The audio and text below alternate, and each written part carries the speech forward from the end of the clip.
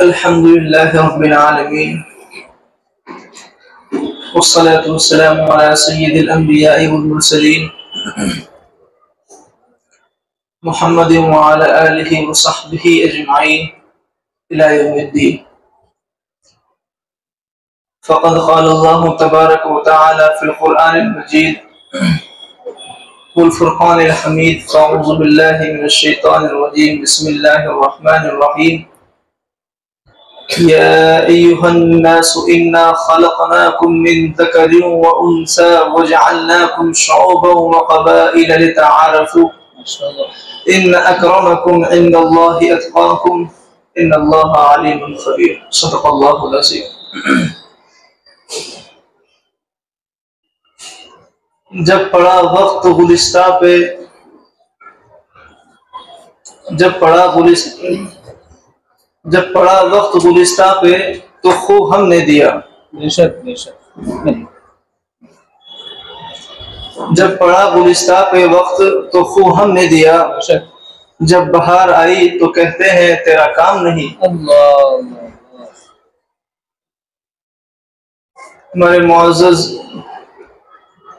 जिम्मेदारान हजरात यहाँ पर माशाल्लाह तशरीफ ला चुके हैं और हमारे तलबा अजीज माशाल्लाह पहले से ही फैज़याब पा रहे हैं और हमारे असातिज़ा इकराम उस्तादुल असातिज़ा हज़रत मौलाना क़ारी मोहम्मद अरशद साहब दामद बरकातुहू माशाल्लाह इनकी निगरानी में हम तमाम लुत्फ़ अंदोज़ हो रहे हैं और हमारे बेहतरीन क़ारी मोहम्मद नदीम साहब दामद बरकातुहू माशाल्लाह बेहतरीन हुस्न सौत के साथ में हम सामीन को महसूस कर रहे थे। अल्लाह तबारक व तआला इन तमाम असातिज़ा इकराम को और जिम्मेदारान हज़रात को खूब जज़ा खैर नसीब फरमाए। आमीन आमीन। अज़ीज़ तलबा, जैसा कि आपको बखूबी मालूम है कि कल 15 अगस्त है, यौम आज़ादी, और आज 14 अगस्त है। हमारे प्रोग्राम का मकसद तलबे अज़ीज़ के जहन में मुसलमान और उलमाए किराम की कुर्बानी रहे, इसलिए प्रोग्राम किया जा रहा है। बाज़ मौक़े पर बाज़ जगहों पर तलबा इन तारीख से बहुत पीछे हट चुके हैं। बताते हैं तो समझने के लिए तैयार नहीं, कहीं बताते नहीं है, लेकिन अल्हम्दुलिल्लाह हमारे मकतब हाज़ा में ये चीज़ बताई जाती है। हर साल आपको एक दिन कब्ल बताया जाता है तारीख के बारे में, हर मज़मून के ऊपर। अगर मुहर्रम का महीना है तो उस पर भी माशाल्लाह आपको सारी चीज़ें बताई जाती है, रसूमात खुराफात के बारे में। अगर यौम आशुरा है और भी बहुत सारी दीगर वक्त अय्याम आते हैं जो मखसूस दिन होते हैं, अल्हम्दुलिल्लाह हम आपको बताते हैं। क़ारी साहब माशाल्लाह अपनी मुवाइज़ हसना से हम सामीन को महसूस करते हैं। अल्हम्दुलिल्लाह क़ारी साहब की बहुत सारी ऐसी बातें जो हम मस्जिद में भी बयान करते हैं, अल्हम्दुलिल्लाह। बहरहाल तलबे अजीज, आज 14 अगस्त कल यौम आज़ादी का दिन है। इस वक्त को लाने के लिए हमारे उलमाए किराम ने इतनी कुर्बानियाँ दी है कि मेरे अजीज तलबा, हमारे जहनों और ख्यालात से बहुत बाला तर है। हम सिर्फ जबान से बोल सकते हैं, आप सुन सकते हैं, लेकिन उन्होंने जिस वक्त में कुर्बानियाँ दी है हमारे अजीज तलबा, उसको हमें याद रखना बेइंतहा ज़रूरी है। अगर किसी साहब ने पूछ लिया कि बताइए कि इस दिन में उलमाए किराम ने क्या कुर्बानी पेश की, तो हम बताने से कासिर रह जाते हैं। जब आसमान से हज़रत आदम अलैहिस्सलाम को जमीन पर उतारा गया तो हज़रत आदम अलैहिस्सलाम 2 चीजें खास तौर से अपने साथ में लेकर आए। कितनी चीजें? 2 चीजें। 2 चीजें खास तौर से आदम अलैहिस्सलाम दुनिया में तशरीफ लेकर आए। एक तो हजर अस्वद जी। जब बैतुल्लाह शरीफ की तामीर हो रही थी तो उसको एक जगह पर नस्ब कर दिया। और दूसरी चीज खुशबू, अल्लाह, एक दरख्त के पत्ते की खुशबू माशाअल्लाह, जो कि हिंदुस्तान में उसको लगा दिया और उस दरख्त के पत्ते की खुशबू की बरकत से सुभान अल्लाह, पूरे मुल्क हिंदुस्तान में खुशबूदार दरख्त पैदा हो गए। सुभान अल्लाह, सुभान अल्लाह। आप कहीं तफरीह के लिए जाते हैं तो एहसास महसूस होता है ना कि माशाल्लाह कितनी बेहतरीन खुशबू आ रही है। तो ये खुशबू मुफस्सिरीन किराम लिखते हैं कि ये खुशबू हज़रत आदम अलैहिस्सलाम जो खुशबू लेकर आसमान से नाजिल हुए थे वो उस खुशबू की बरकत है। अल्लाह अल्लाह अल्लाह, माशाअल्लाह। तो 2 चीजें हिंदुस्तान में आदम अलैहिस्सलाम लेकर आए। बहरहाल हज़रत अली करमल्लाहु वजहू इरशाद फरमाते हैं कि सबसे बेहतरीन खुशबू हिंदुस्तान की जमीन से मुझे आ रही है। अल्लाह अल्लाह अल्लाह, कितना बड़ा कौल है। सुभान अल्लाह, सुभान अल्लाह। तो इससे मालूम होता है कि हमारे हिंदुस्तान के बारे में जो फजीलत हमें हासिल, अल्हम्दुलिल्लाह, बहुत ही मुबारक ये हमारा मुल्क है।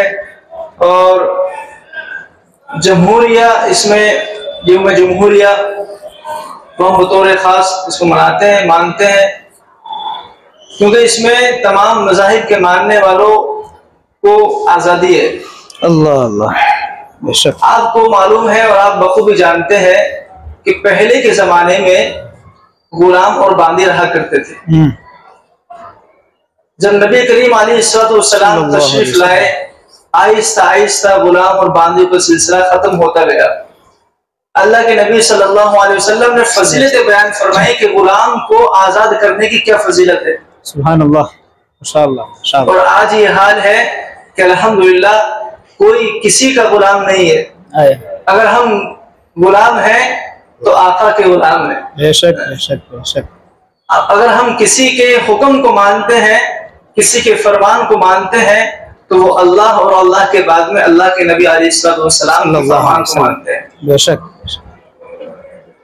तो मेरे अजीज तलबा,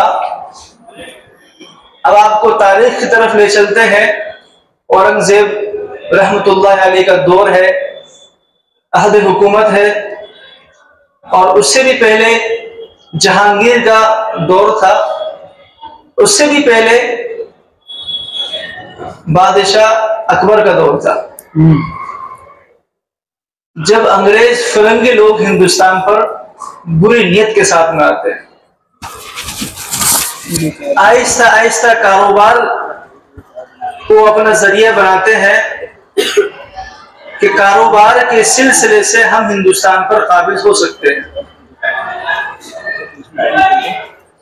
किताबों में लिखा है कि जहांगीर के अहद हुकूमत में अंग्रेजों ने एक बहुत बड़ी कंपनी बनाई। लिखा है कि 30,000 पाउंड से ये कंपनी बनी। अच्छा, पाउंड से 30,000 पाउंड, और वो भी उस वक्त के। अल्लाह अकबर। ये कंपनी बनी और इस कंपनी में तिजारत को मोहरा बनाया। अच्छा, कि सिर्फ हम तिजारत के लिए यहाँ पर आए। तिजारत खूब की, आहिस्ता आहिस्ता तिजारत बढ़ती गई जी। तो जहांगीर के अहद खिलाफत में बादशाह की इजाजत से उन फिरंगियों ने, उन अंग्रेजों ने इजाजत ली कि हम गुजरात के शहर सूरत में एक इदारा बनाए और उसमें हम अपना मरकज बनाए उसको। बहरहाल इजाजत मिल चुकी। अब उन्होंने सूरत में अपना मरकज बना लिया।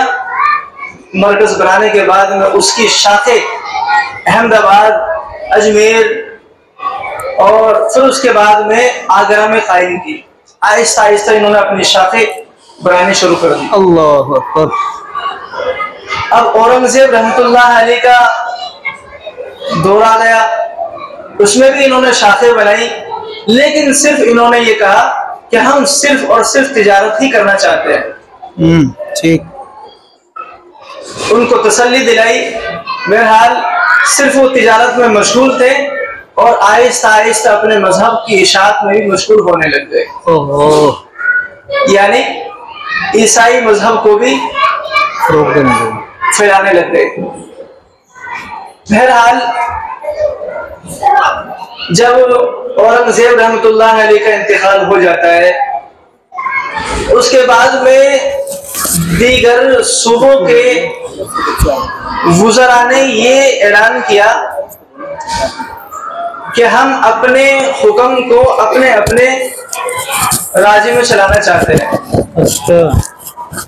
और उसके बाद में आहिस्ता आहिस्ता इख्तिलाफ बढ़ता गया और इन फिरंगियों ने, इन अंग्रेजों ने ये चाहा कि अब हमें हवस की तलाश है, किसकी? हुकूमत की। आहिस्ता आहिस्ता ये अपनी हुकूमत में आते गए, रियासत में आते गए। तो सबसे पहला इन्होंने जो अपना गढ़ बनाया वो बंगाल में कलकत्ता के शहर में बनाया। अल्लाह। और वहां से इन्होंने अपनी सियासत की दास्तान शुरू कर दी। आहिस्ता आहिस्ता इतना बढ़ गया कि हर पूरे मुल्क हिंदुस्तान में ये चर्चा होने लगा, उलमा में, खासतौर उलमा में, कि अगर ये अंग्रेज अगर हिंदुस्तान पर काबिज हो गए तो इतना जुल्म और सितम ढाएंगे कि जिसकी कोई इंतहा नहीं, कोई मिसाल नहीं।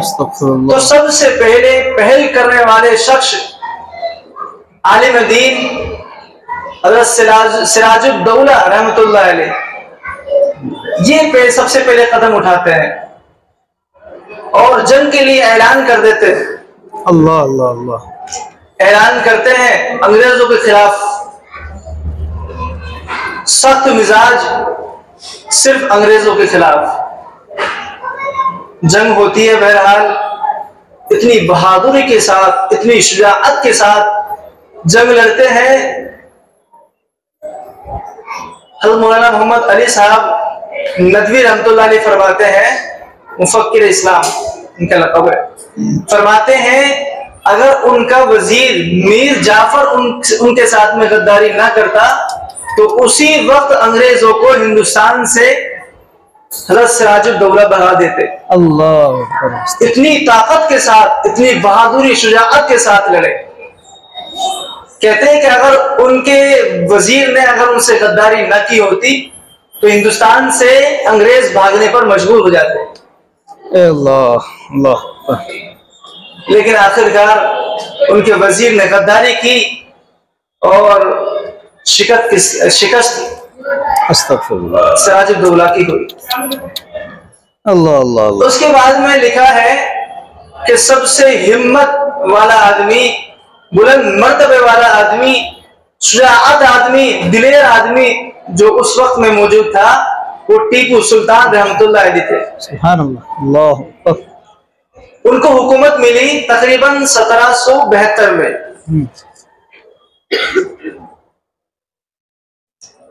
1772 में उनको हुकूमत मिली, हुक्मरान हुए और 1773 में ही पहली जंग शुरू कर दी। अल्लाह। कहा कि इन फिरंगियों का भरोसा नहीं, अगर इनको ढील दे दी जाएगी तो ये हिंदुस्तान पर काबिज हो जाएंगे। पूरी मुकम्मल 1 साल तक ये जंग लड़ी और ये जंग चलती रही। 1774 तक ये जंग चली और उसके बाद में आखिर में जो नतीजा आता है, अंग्रेजों को भागना पड़ता है और बहुत सारे अंग्रेजों को कत्ल कर देते हैं। वाह वाह वाह। अब इसके बाद में अंग्रेजों को ये ख्याल हुआ कि हमें इंतकाम लेना चाहिए। हमारे बहुत सारे ईसाई भाई को उन्होंने कत्ल कर दिया, मार दिया जालिमाना तौर पर। तो उन्होंने उसके बाद में 10-12 साल का वक्फा लिया और 1792 ईस्वी में अचानक से हमला किया।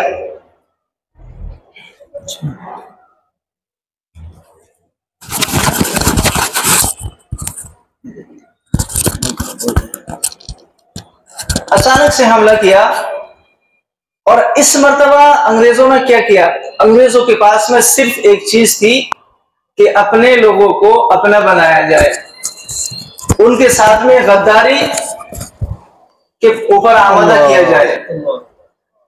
अब देखिए टीपू सुल्तान रहमतुल्लाह अलैह से वो बतौर सीधे रास्ते से और फेस टू फेस लड़ने की हिम्मत किसी भी अंग्रेज में ना थी। इन्होंने चाल चली, इनके वजीर, इनके उमरा, इनके सिपाही, इनके फौजी सबको अपनी तरफ मुंतकिल कर लिया। सबको अंग्रेजों ने अपनी तरफ पैसों की लालच से, किसी को ओहदे की लालच से अपनी तरफ कन्वर्ट कर लिया और मुंतकिल कर लिया।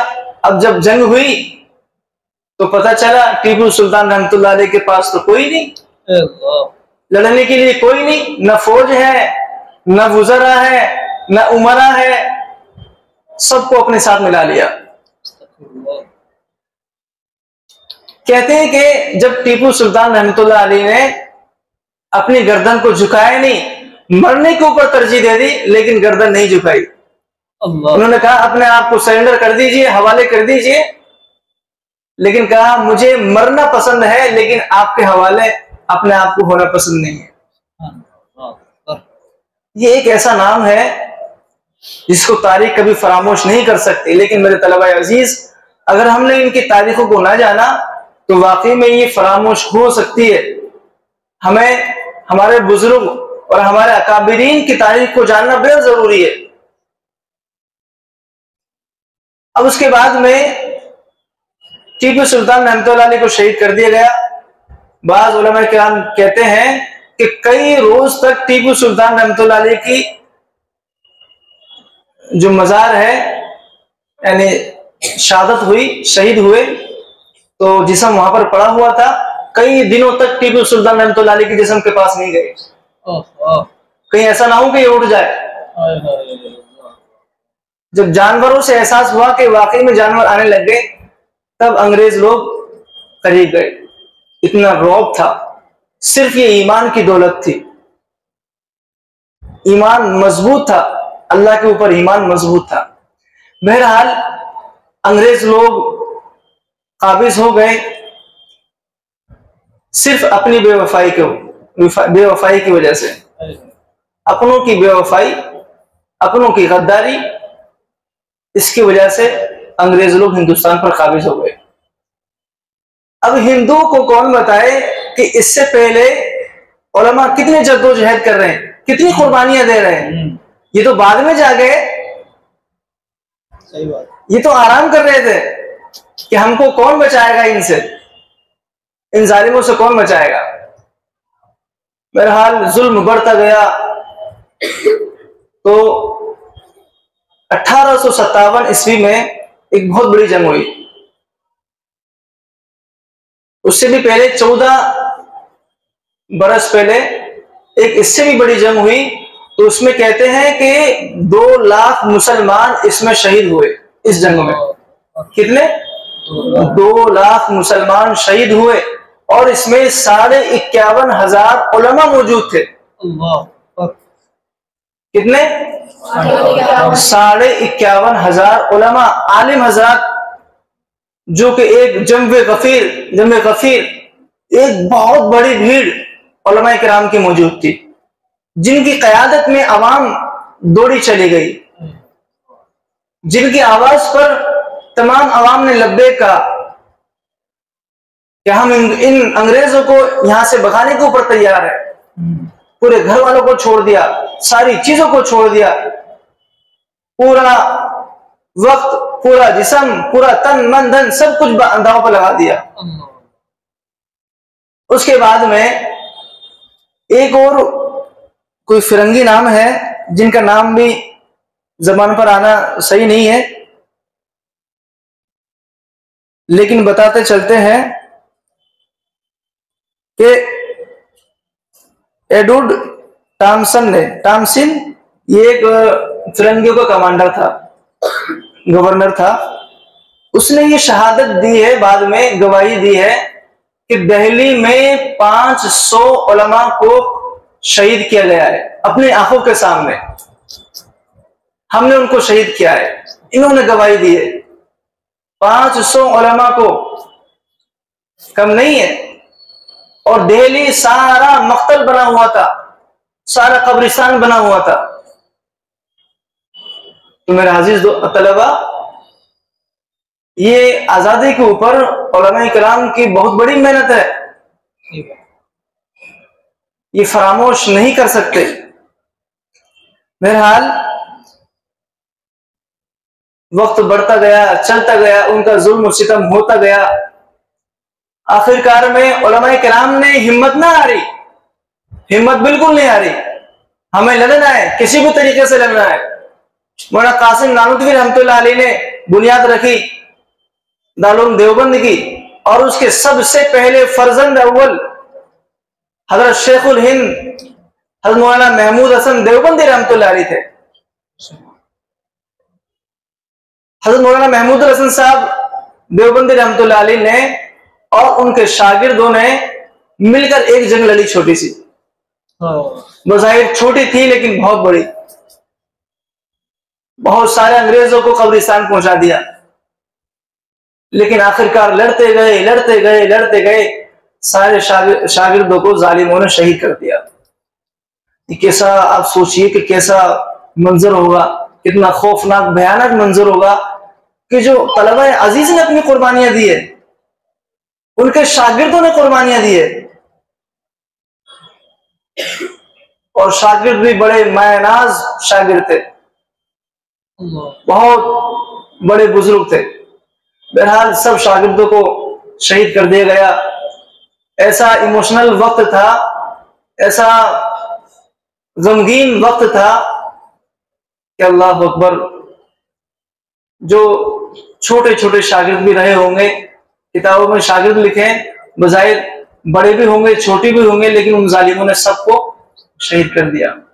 अब आखिर में हज़रत शेखुल हिंद रहमतुल्लाह अलैह को कैद कर लिया, पकड़ लिया, माल्टा की कैद में, माल्टा की जेल में उनको दाखिल कर दिया। कई महीने माल्टे की जेल में रहे। अब जैसे ही शेखुल इस्लाम हज़रत मौलाना हुसैन अहमद मदनी रहमतुल्लाह अलैह ने सुना कि मेरे उस्ताद को कैद कर लिया, अब देखिए तलबा, शागिर्द और उस्ताद का गहरा रिश्ता। मौलाना महमूद हसन साहब देवबंदी रहमतुल्लाह अलैह उस्ताद थे हज़रत शेखुल इस्लाम हज़रत मौलाना हुसैन अहमद मदनी रहमतुल्लाह अलैह के। जैसे ही खबर सुनी कि मेरे उस्ताद को कैद कर लिया उन जालिमों ने, फौरन कैद खाने गए, माल्टा की जेल में गए और खुद को सुपुर्द कर दिया कि मैं भी उस लड़ाई में, उस जंग में शरीक था। खुद को कैद करवा लिया।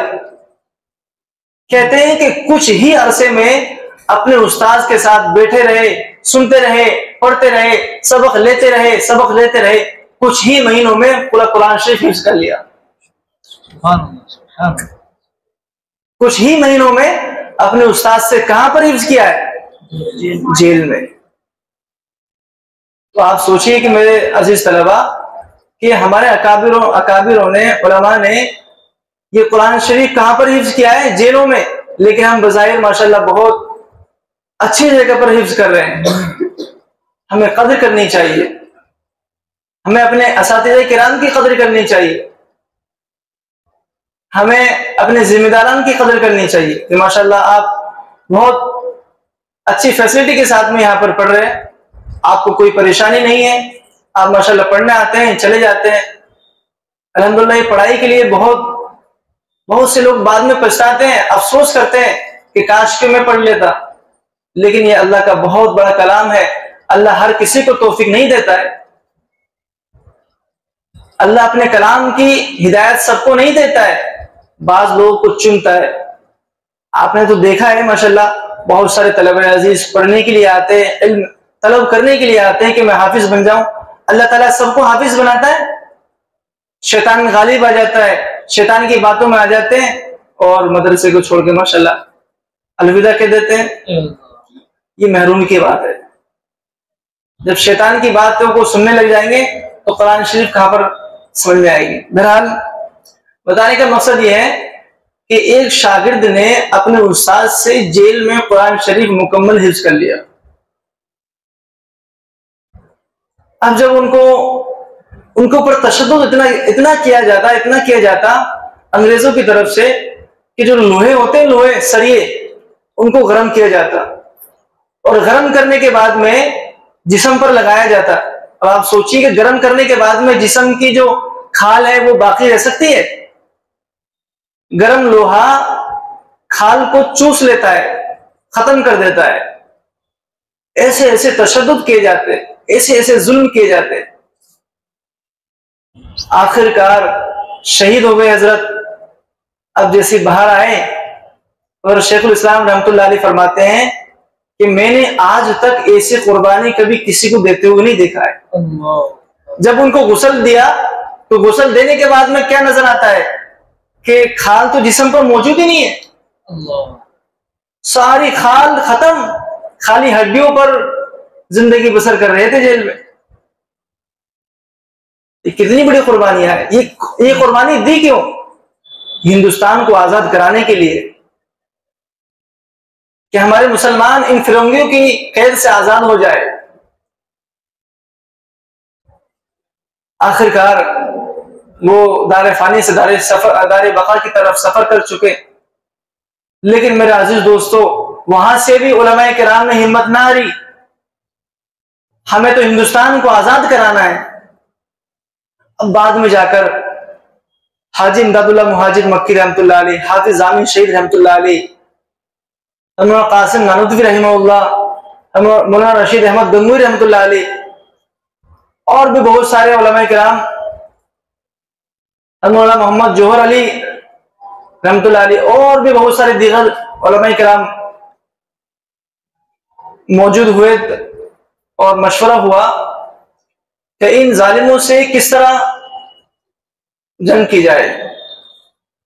अब मशवरे में यह तय हुआ कि हजरत हाजी इमदादुल्लाह मुहाजिर मक्की रहमतुल्लाह अलैह, जो कि उस वक्त के सबसे बड़े वली और बुजुर्ग थे, हालांकि कोई मौलवी और कोई कारी, कोई मुफ्ती नहीं थे, हाफिज थे, लेकिन अल्लाह ने इतना काम लिया कि तारीख आज भी उनकी बहुत सारी किताबों में किताबें लिखी हुई है, तारीख में उनका बहुत सुनहरा नाम लिखा हुआ है।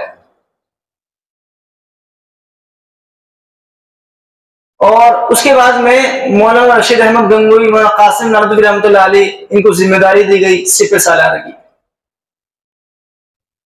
उस जंग के सिपह सालार मौलाना कासिम नानूतवी रहमतुल्लाह अलैह रहे, उससे पहले हाफिज जामिन शहीद रहमतुल्लाह अलैह रहे, और जो उस जंग के काजी रहे वो मौलाना रशीद अहमद गंगोई रहमतुल्लाह अलैह थे।